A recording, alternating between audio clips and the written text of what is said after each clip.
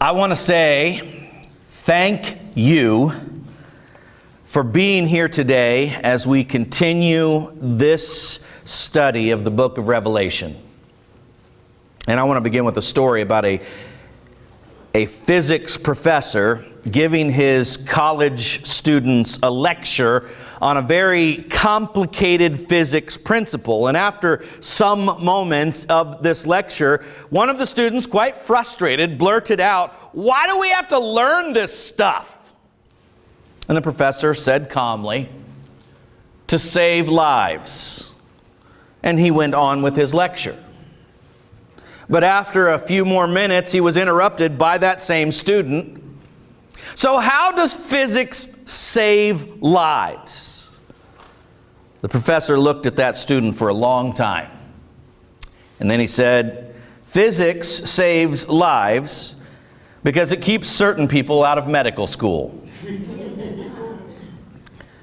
Just because something seems confusing doesn't mean that it is unimportant. And that's why we are studying the book of Revelation. We said last time, it can be confusing. That's why many people choose to avoid the book of Revelation. We treat the book like some of you when you go to the family reunion during the summer, and hold up your hand if in your family you have a weird cousin or a crazy uncle. If you did not hold up your hand, you are the weird cousin or the crazy uncle. And like that weird uncle, the book of Revelation belongs in the Bible. He is part of the family, but we avoid it as much as we possibly can. So I want to get over that fear. And maybe this will help. If you remember that the book of Revelation is not going to say anything you can't find somewhere else in the Bible. It is just going to say it in a new way. Because really, the entire Bible is the revelation of Jesus Christ. The purpose of the Bible is to lead us to the Lord Jesus Christ. He is the author and He is the subject of the whole Bible, and particularly the last book, because it begins that this revelation is from Jesus and it is about Jesus. He is the content and He is the agent of the book of Revelation. And remember, we're simply exploring a different way of saying what the Bible has been saying all the way through. And the reason God has given us different ways of hearing the same message is because God knows it is difficult for us to maintain focus on the big picture. One thing that makes Revelation difficult is because it is a hybrid document. Now, let me explain, and I'm going to take a few minutes here to unpack that because it's very important. Write this down. Genre matters. When you want to make an important point, you pick a form. Whether it is a song or a poem or a lecture, you pick a form to help you make that point. Now, when you come to the book of Revelation, it's not just one form, it is three. You see, it is an epistle. It is written by a real pastor named John to real churches: Ephesus, Smyrna, Pergamum, Thyatira, Sardis, Philadelphia, Laodicea. This is a real pastor writing to real churches who are facing a real crisis because the current Caesar, Domitian, has decided that he should be worshiped as God and called Lord by all in the empire. And if you're a Christian, you can't do that. So I don't agree with those who see Revelation in the first chapter or two talking to churches, and the rest of the book is talking about events centuries later. Whatever you do with Revelation, it has got to bless and encourage real churches facing a real crisis in a letter received from a real minister. It is an epistle. But it's not just an epistle. It is prophetic literature. In fact, 4 times John calls what he wrote a prophecy. Now, you hear the word prophecy, and immediately you hear prediction. There's no question that some parts of Revelation are predictive, and they discuss things that are coming in the future. But you need to know that when the Bible uses the word prophecy or prophesy, only 12% of the time is it actually predictive. And even then, it is to serve a current expectation. The purpose of prophecy is to produce change. That's why John starts and ends the book of Revelation with these words. Blessed is he who heeds, who keeps, who obeys the words of this prophecy. Now, question, how do you obey a prediction? If I was to say to you, I predict in 2018 that the Green Bay Packers will win the Super Bowl. Amen. Now, go obey my prediction, especially you unrepentant Minnesota Vikings fans. Now, you'd think that I was crazy. Number one, you can't obey a prediction. Secondly, I'm not sure Aaron Rodgers has it in him anymore. So, I want you to check me on this. We call it eschatology, and that just means a theology of end times or last times. Every passage in the New Testament that talks about the future, every single one that talks about Jesus coming back is actually bracketed by texts about ethics. Every time God gives you a glimpse of the future, He does it to change how you are living in the present. Now, this is very important because if we don't read it that way, we will try to make Revelation do things that it was never intended to do. History is littered with failed attempts of Christians to read Revelation, make a chart, and predict the end of the world. Even though Jesus says no one knows when He's coming back.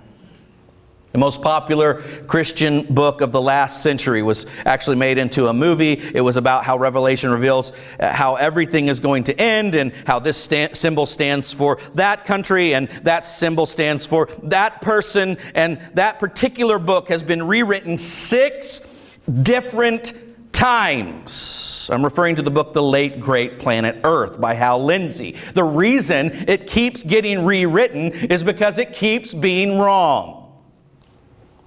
But people keep buying the book. I'm suggesting that the purpose of this book is not to help you make a chart, but to help you make better choices. That's because this is a prophecy, and prophecy calls on us to change. But finally, and this is where it gets a little complicated, it is apocalyptic literature. That word apocalyptic simply means the unveiling.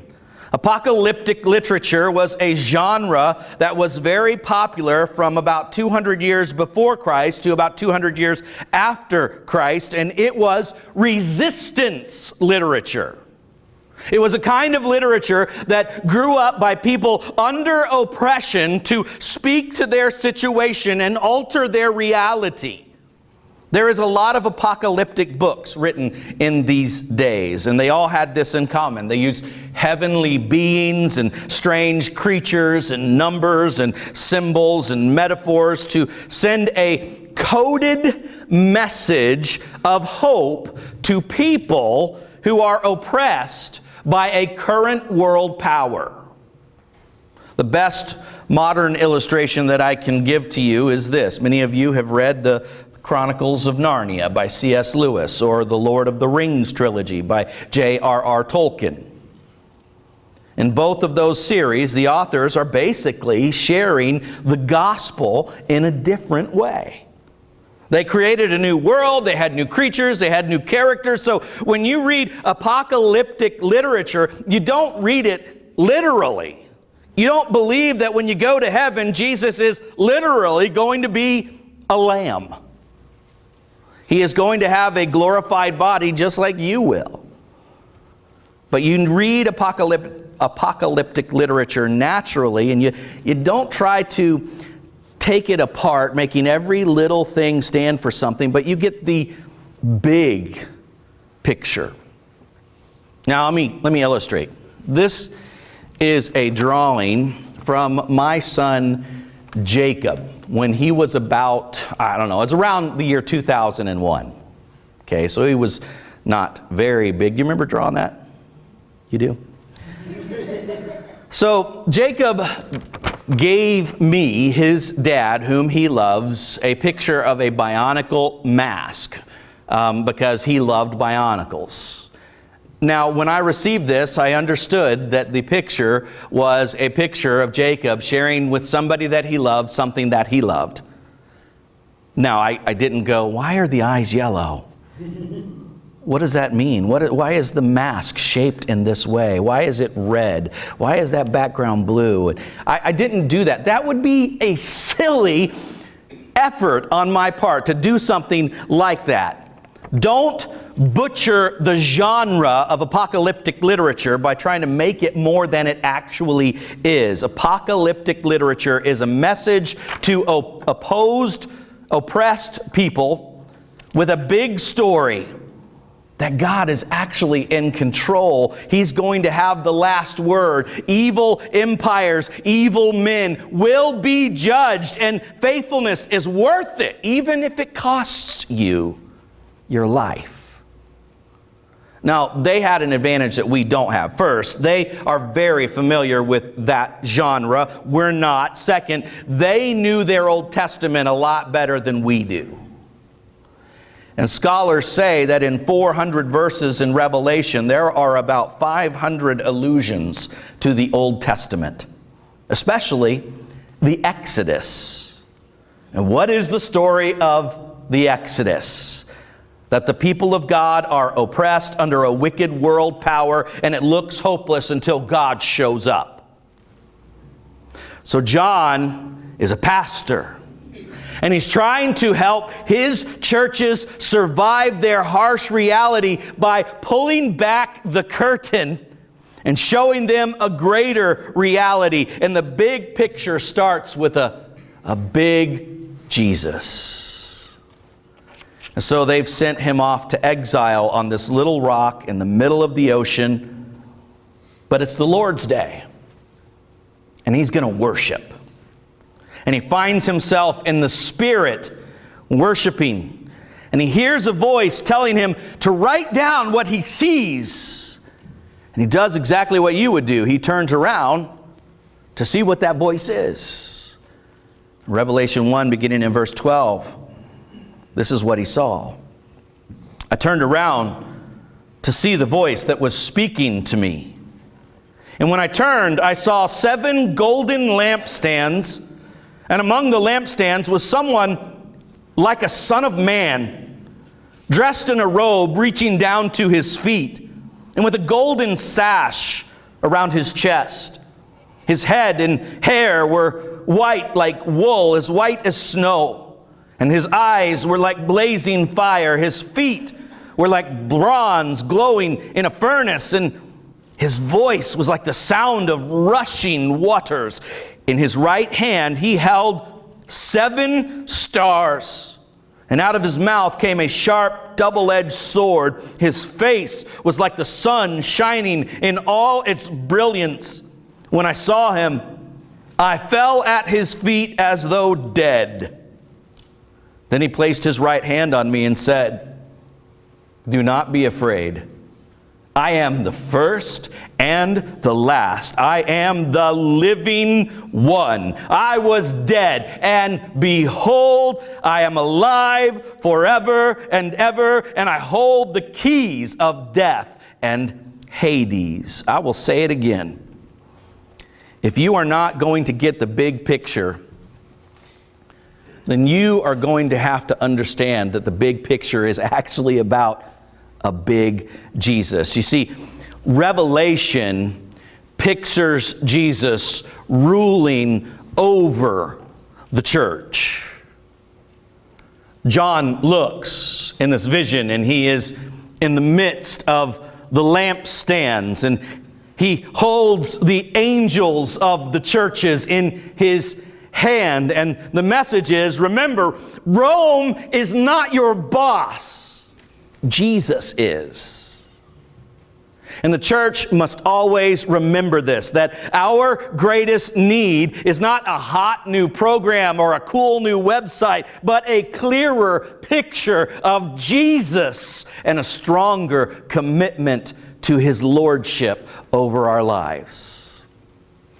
Because here's what happens, and I don't know even if we mean for this to happen, but the gravitational pull of life causes us to drift.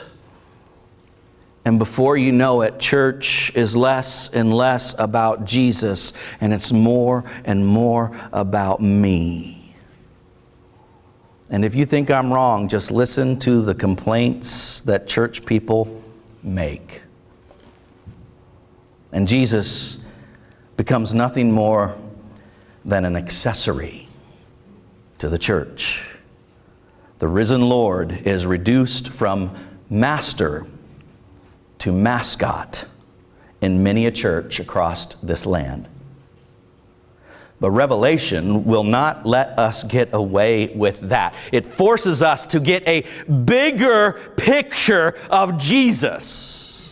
That He is more than just your therapist who shows up when you need somebody to tell your hurts and your feelings to. John says, there was this sword that was coming out of His mouth, and that means that His words are authoritative, and it forces us to ask the question, whose words carry the most weight in my life? It forces the church to ask that question. Is it the person that has the most money? Is it the person that complains the most? Is it the culture around us that says you better be politically correct or we're going to call you a bigot? Is it the government that says you better comply or we'll shut you down? Whose voice is the church going to listen to? Because the big picture says that Jesus does not exist to please us. The church exists to please Him. That is truth.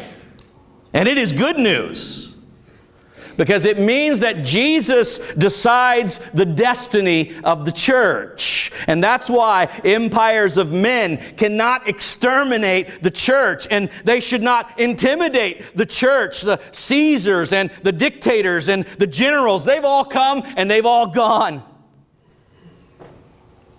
And you have noticed throughout history, even today, in governments that are most hostile to the church grows the fastest. Because the empires of men do not rule the church. Jesus does. He decides how long the candlestick will stay. That's the true picture. And it's big. And we can believe that because Revelation pictures Jesus ruling over the darkness. You see, in this picture, this vision that John has, he sees Jesus' face as brilliant as the sun. His hair is white. And that's saying that He doesn't just have authority, but He is absolute purity. Evil hasn't touched Him. Evil can't influence Him. He influences evil. And that's the real question of our faith, is it not? If Jesus is Lord, why is there so much evil in this world? If Jesus is big, why are babies not safe in a womb? Why are children not safe in a school building? The well-known actor Robert De Niro said in an interview once, "If there is a God, he's got a lot of explaining to do. And when I get to heaven, I'm going to sit down and ask him to explain himself." And Revelation would suggest that Mr. De Niro has that backwards. That when he stands before God, he will be the one doing all the explaining. Because in this vision, evil is real and it is bad, but it's not so much because of the empire. The real battle is not between the church and the empire. John pulls back the curtain and we find out that the real battle is between God and Satan. And Revelation is going to tell us that Jesus Christ defeated Satan at the cross, but while defeated, he is not yet executed. He has been cast out of the presence of God. That is good news. The bad news has to do with where he is. And Revelation 12 says, "Woe to the earth and the sea, because the devil has gone down to you. He is filled with fury because he knows that his time is short." So Revelation would say you can expect a world where it appears all hell has broken loose. He's furious. He's angry. He's spiteful. He knows his execution is coming and he can't touch Christ, but he can touch you. Did you notice that when John saw this figure, he was wearing a robe, he was wearing a sash, but he was not wearing a shield. He had no armor. Because God is not threatened by evil. In fact, evil takes orders from Christ. Later, we're going to get to the parts of the book that can seem really crazy, and we're going to read some crazy stuff. Seals are going to be broken, trumpets are going to be blown, bowls of wrath are going to be poured out on the earth, and terrible things are going to happen, and it's going to feel like all hell has broken loose on earth. And every time one of those things happens, we are going to see this little phrase about peals of lightning and thunder and earthquake that have broken out. But before we get there, we will visit the throne room in chapter 4. We will see the Almighty. And we will read in verse 5 that from the throne came flashes of lightning and rumblings and peals of thunder. And the picture is saying that even when it seems like all hell has broken loose, God is still in control. Now here's what that means. Revelation is not promising you a life of no struggle if you follow Jesus. You can still get cancer.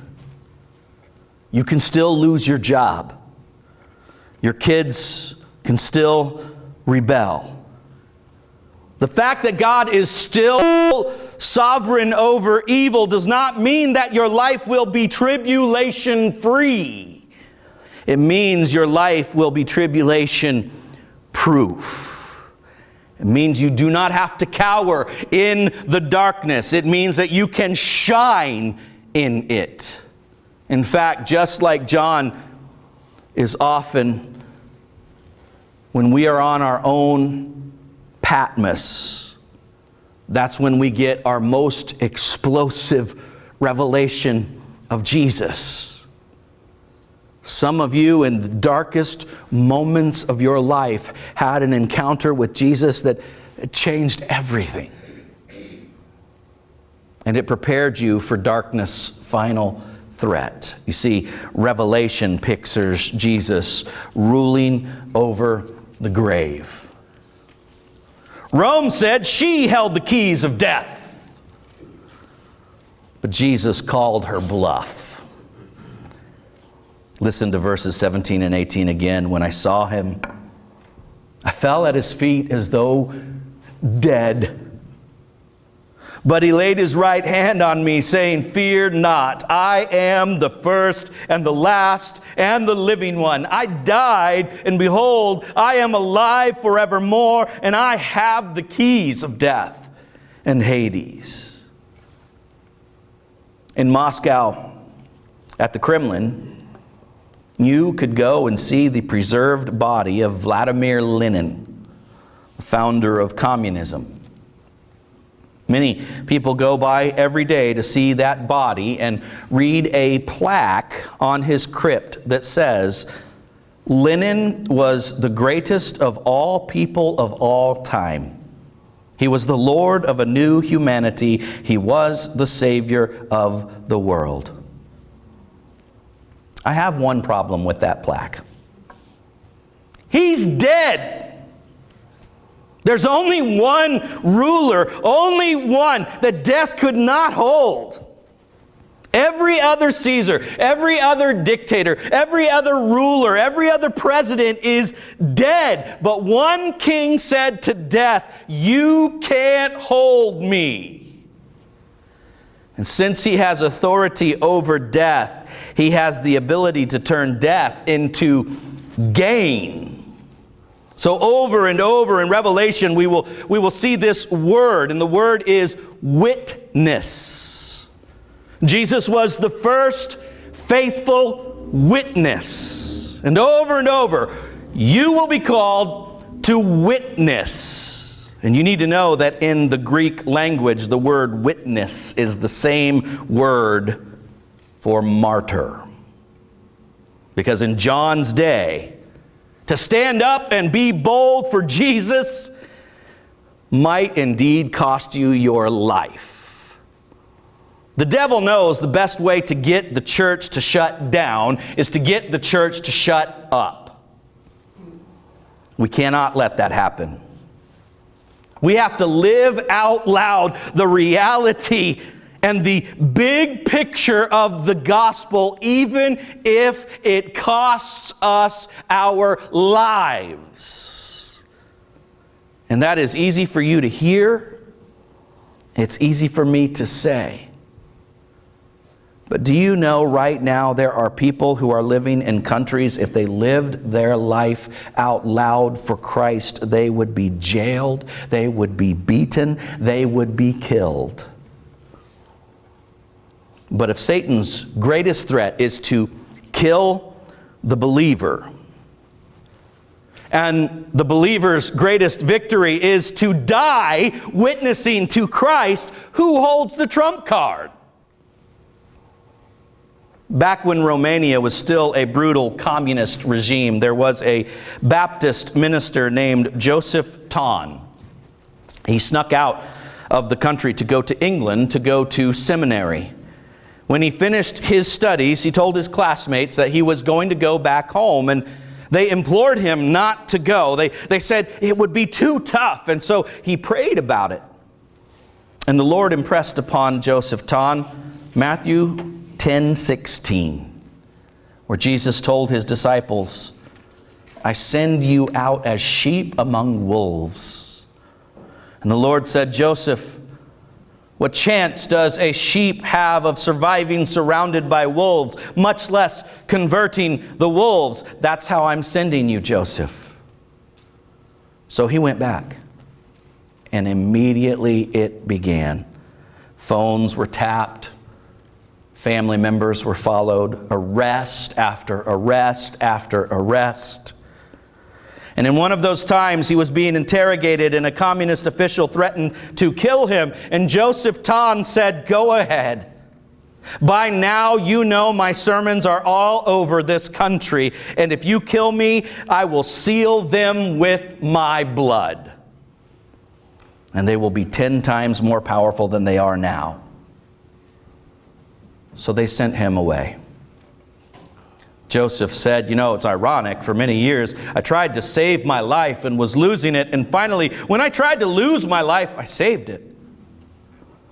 The officials knew that he was dangerous alive, but he was a whole lot more dangerous dead. So they sent him to exile. We are called for a bigger purpose than to just survive. And to do that, we need a bigger picture of Jesus. Here's Here's where I want to close, where I closed actually last time. See, I don't think most of us want to see how wicked we can be.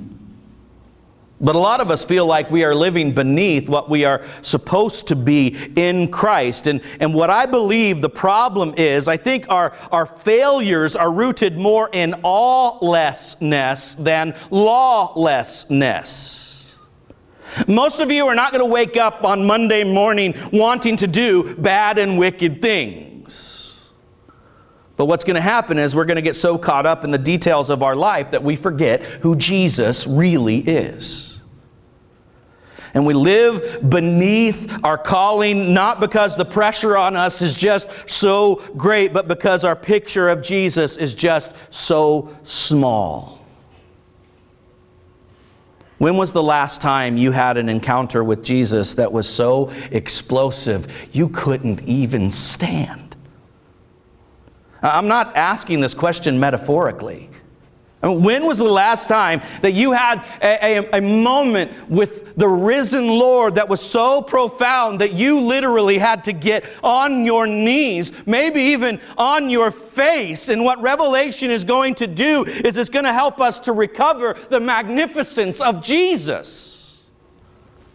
And that bigger view will change you, even if you're on Patmos.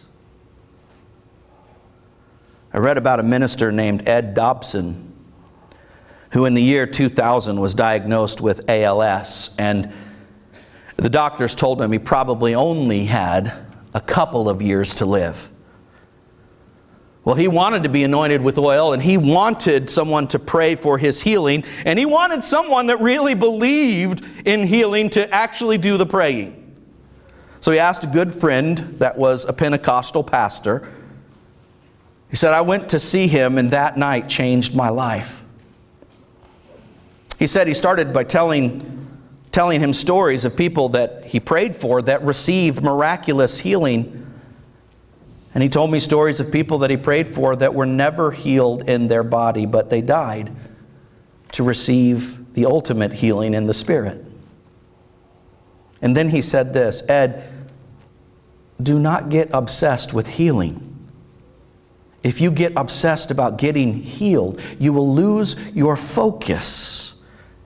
Get lost in the wonder of God. And who knows what God will do. Ed did not die 2 years later.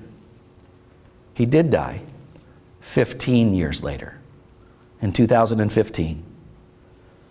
And he said before the end that living with ALS the last few years of his life were some of the best and most fruitful years of his life, because every day he tried to live in the awe of God. So I want to invite you to just pray that God would open up your eyes to see Jesus better. And I want to give you a better prayer to pray. This is what I would ask you to pray. Lord, help me to be an awful Christian. And if you do, you will never see Patmos the same. Would you bow your head with me?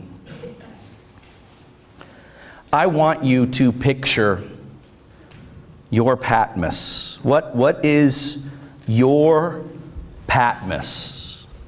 Get that in your mind right now, a picture of your Patmos. Now, in your mind, see Jesus. Here's the question. Which picture is bigger? If your Patmos is bigger than Jesus, then you need to ask God to give you a fresh revelation of Jesus Christ. And if your Jesus is bigger than Patmos, then ask God to give you the courage to start living like what you see.